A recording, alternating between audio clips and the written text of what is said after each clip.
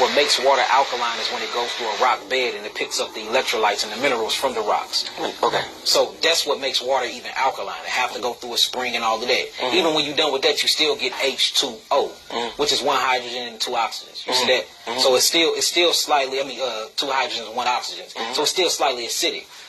Another thing, water doesn't have amino acids. Waters have minerals if it's not distilled, if it don't go through its reverse osmosis, and if you get it from a spring bed, that's when you get the minerals from it. But they don't have any amino acids. In fact, when they did a study and they checked water for amino acids, the amino acids and the protein that came with the water came from the fish or the aquatic species from the water, which they said was kind of bad for the water. Now, with fruits, it's a totally different story because water doesn't have DNA, and the DNA that water have come from other species. Fruit have its own DNA.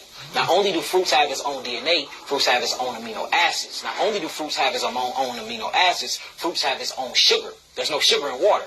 There's sugar in H3O2 from fruits. So when you eat from fruit, not only is you getting the hill of constituents you need, you're getting things that's going to move the lymphatic system, you're getting the amino acids you need to rebuild your body, you're getting the sugars you need to convert into ATP, adenosine triphosphate, ADP, adenosine diphosphate, AMP, adenosine monophosphate. These things that the mitochondria inside your cells need to yield energy for you to have vitality to live your everyday life. Another thing, fruit grows the closest to the sun. Fruit water is scientifically more alkaline because we're dealing with H30.